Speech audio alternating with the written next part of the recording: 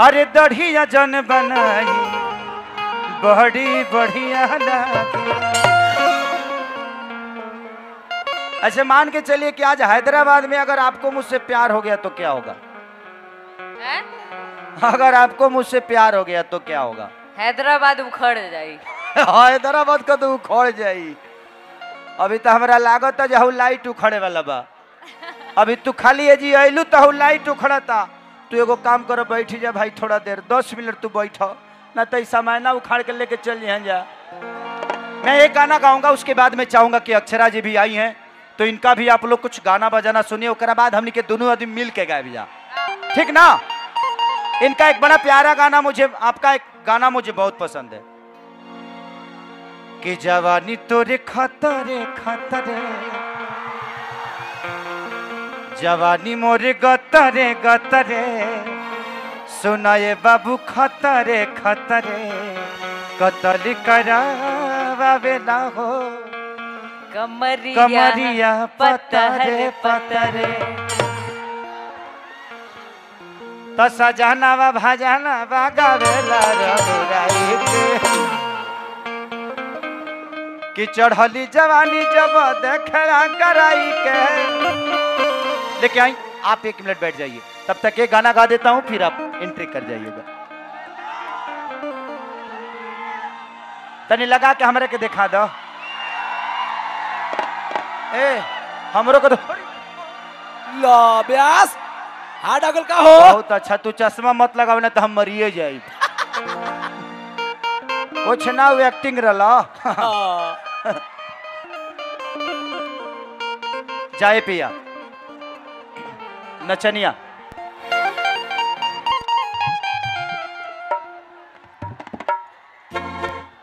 दिखावत रहो पगला, दिखावत रहो। थोड़ा सा बैंजू का साउंड बढ़ाइए, साउंड बैंजू का, बैंजू ढोलक ढोलक। हाँ कि तू गई बहराए राजा जी कि जवानी हमारी जहरता, तोहरा से लड़े से पहले ही अरे कपड़े से लड़ता।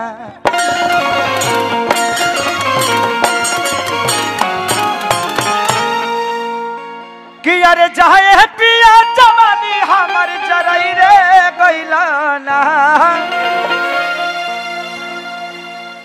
अरे जरई रे गइलाना। फुर फुर ना जाई एगो नचनिए कर 1 2 1 2 3 4।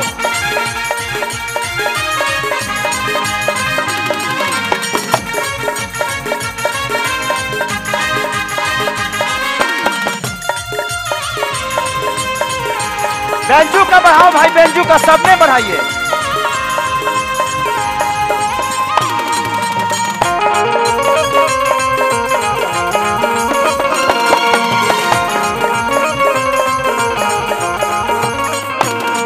अरे चाहे पिया जवानी हमर जरई रे गइलाना।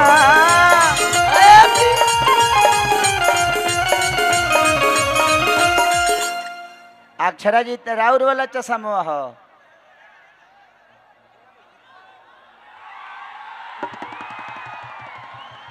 ए कौन चश्मा? सब लोग बिना कपड़े के लौकता।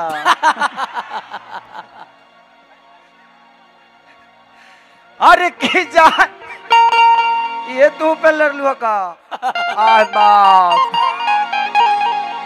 अरे वो चश्मा ठीक नहीं खे हो। अरे की जाए पिया जवानी हमारी जरई रे गइलाना। देखिए हमनी के जब इमोशन होला ना तो हमनी के केहू से कह दिले जा, लेकिन जब औरत सन के इमोशन होला तो केहू से कहे ली जाना, वो बेचारी अंदरे अंदरे घूटे ली जा। हाँ भैया जो भी यहाँ पे खड़े हैं, आप लोग से रिक्वेस्ट है प्लीज आप लोग बैठ जाइए। इस कार्यक्रम को हम लोग और 2-3 घंटे चलाना है। अनुरोध है, बैठ जाइए, वहीं पे बैठिए, बैठ जाइए, बैठ जाइए, बैठ जाइए।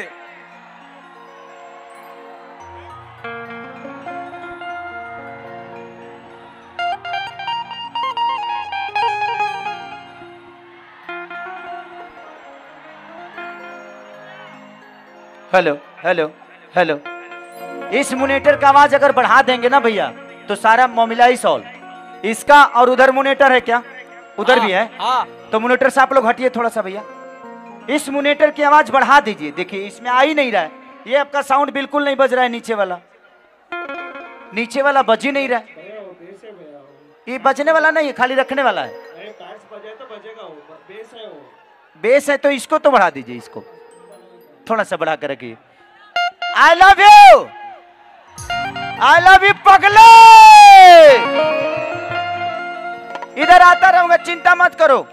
इधर प्रोग्राम खत्म होने के बाद इधर ही रहूंगा मैं। हर की जाए पिया जवानी हमारी जरई रे गइलाना, हो जरई रे गइलाना। अरे किया एगो नचनिए कारा ए राजा जी। अरे का हो ए सैया जी। अरे खा जा एगो नचनिए कारा नकनिया के भुलई रे गइला। एको नचनिए कारण कनिया के हेराइल गइला। एगो नचनिए कारा नकनिया के भुलई रे गइला। एको नचनिए कारण कनिया के भुलाई रे गइला। ए हो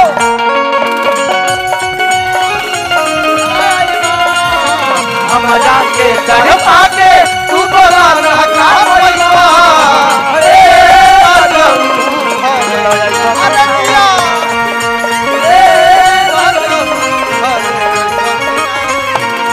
एगो नचनिए कारा नकनिया के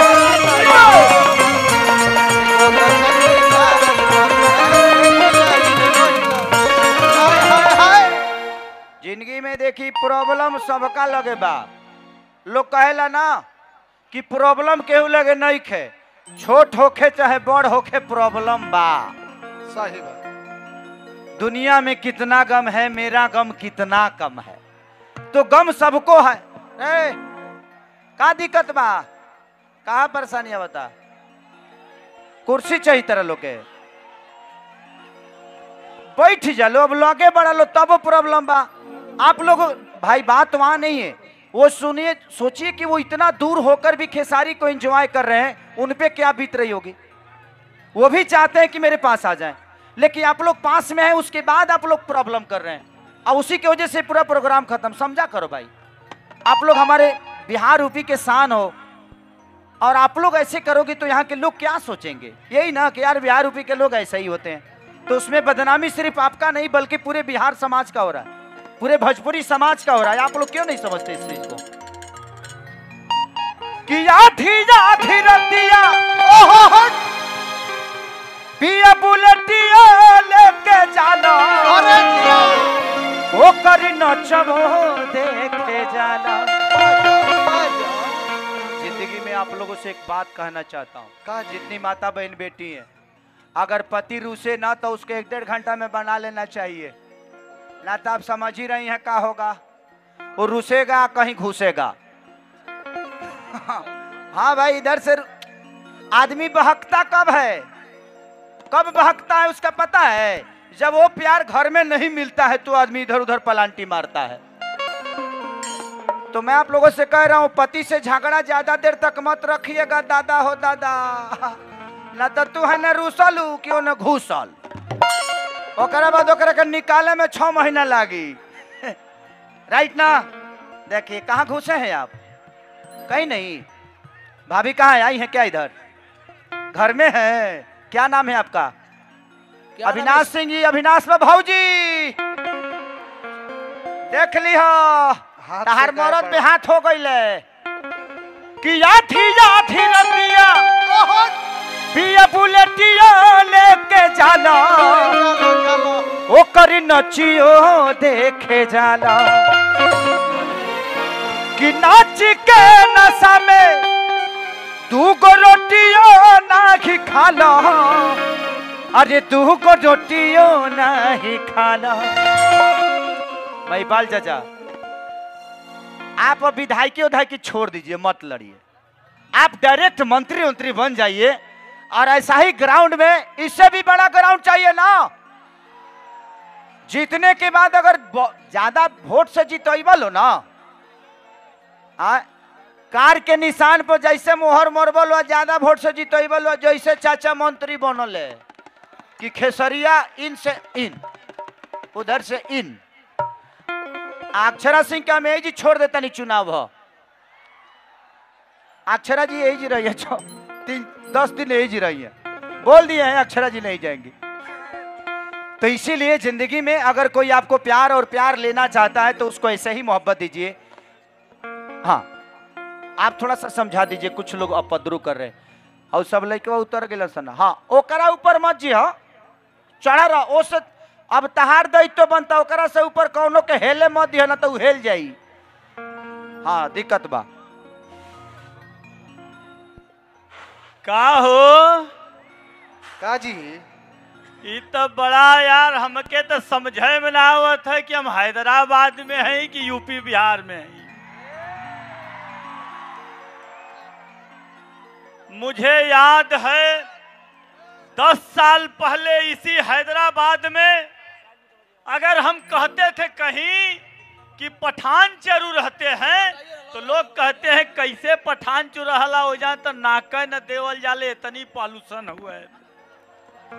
लेकिन मैं बधाई दूंगा GMR साहब को, ये महिपाल अन्ना की देन है कि यहाँ हम लोगों को स्वस्थ किए, इस वातावरण को भी शुद्ध कराने का काम किए, इसके लिए बधाई देता हूं मैं।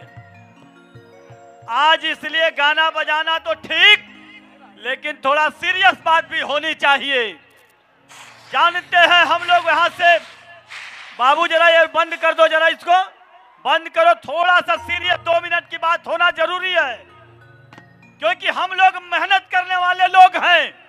और 10 साल पहले इसी जगह पर याद होगा आपको कि बिजली बराबर मिलती नहीं थी, हमारी कंपनी 3 दिन चलती थी और 4 दिन बंद हो जाती थी, याद है ना। आज हम लोगों को बहाना करना बिजली के लिए नहीं करना पड़ता है। और ये जहां तक जितना लड़का हुआ MLA हमें लगा था कि 70% बिना ब्याह कैले हुआ। और विधायक जी आपके लिए फंक्शन हॉल बनवाने के लिए जगह देने का काम किए हैं 800 गज। दूसरी बात, जिसको जगह मिला है डबल बेड, सिंगल बेड, और जिसको नहीं मिला है, मैं आप लोगों से कह के जाता हूं, विधायक जी यहीं पर हैं, सरकार 75 गज जमीन सरकारी देगी और 3 लाख रुपया उस पे बनाने के लिए देने का काम होगा। मैंने अपने लाइफ में बहुत स्टेट घूमने का काम किया हूं, जानत हुआ ना। एजे खुद बुल्लापुर हम चुनाव लड़ल रहली, लेकिन हमें लगता है कि मुझे चुनाव लड़ने की जरूरत नहीं है, क्योंकि हमारे महिपाल भैया ही हमारे लिए विधायक हैं। हमहन का इतना ख्याल रखने वाला, मैं तो कह दूंगा कि अपना पीठ का भाई भी अगर होता भाई खेसारी जी, तो उतना ख्याल नहीं करता। तो इनकर कर्जा उतारल जाई ना, हाथ उठा के बतावा जा, कुल जानी सीरियस एकदम कर्जा उतरी ना, कार के निशान पर मोहर लगी ना, पगड़ी का सम्मान रही ना, तो मैं आप लोगों को वादा करता हूं कि खेसारी भैया के दिन से कार्यक्रम शुरू करावल जाए, रात दिन करावल जाए कार्यक्रम।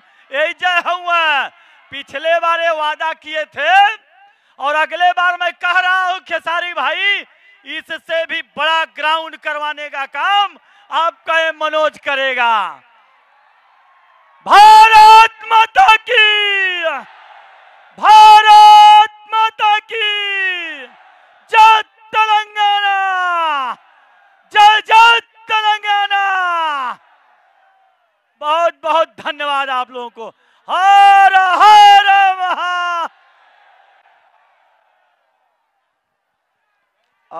अब तो तारा लोग के 75 गज जमीनों मिलता, हमार फार्म हाउसवा कहिया मिली? कौनो बात ना मिली तो हम एक दिन वही 75 गज में घूस घूस सूतब। जिंदगी में हम बहुत कुछ कमा चुके हैं और कमाएंगे, बट पैसे कौड़ी ये छोटी मोटी चीज है। जिंदगी में कमाना होना तो इंसान कमाइए, अपने आप को कमाइए, लोग कमाइए, क्योंकि लोग हमेशा आपके साथ खड़े रहेंगे। जैसे कि महिपाल चाचा इतने प्यारे इंसान हैं, मैं क्या बोला, आज से 4 महीना 5 महीना पहले वो घटना हुई होगी, वो मेरा भाई बीच से नहीं, हम लोग के बीच में नहीं है, लेकिन उसके बाद किसी पिता की हिम्मत नहीं होगी कि इतना बड़ा कार्यक्रम सिर्फ अपने बिहार यूपी के लोगों के लिए, भोजपुरी भाषा के लिए कराए। मुझे लगता था कि वही ग्राउंड छोटा है, अब हमको कहां ले जाइएगा, एयरपोर्ट के अंदर करा दीजिए।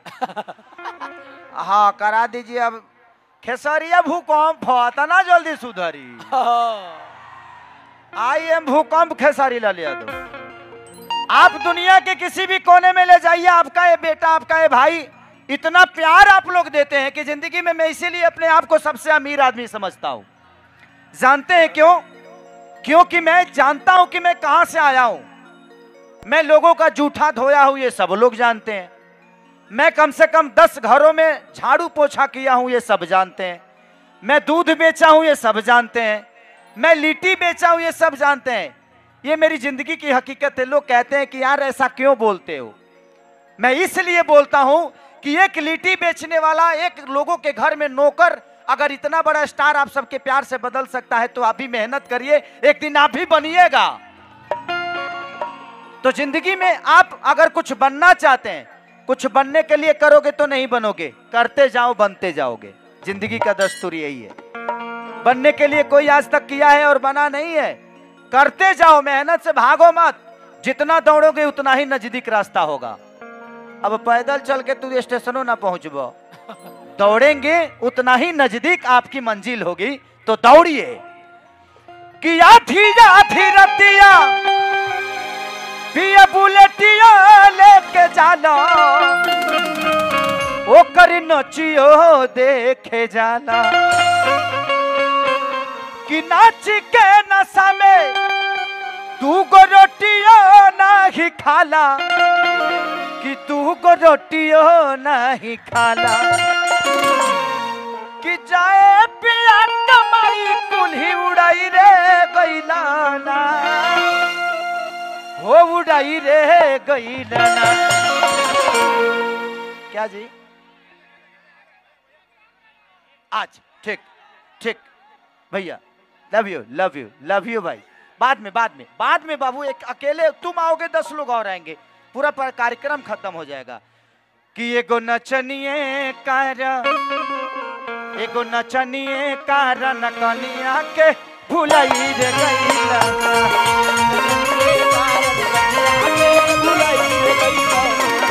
एगो नचनिए कारण कनिया के भुलाई रे गईला।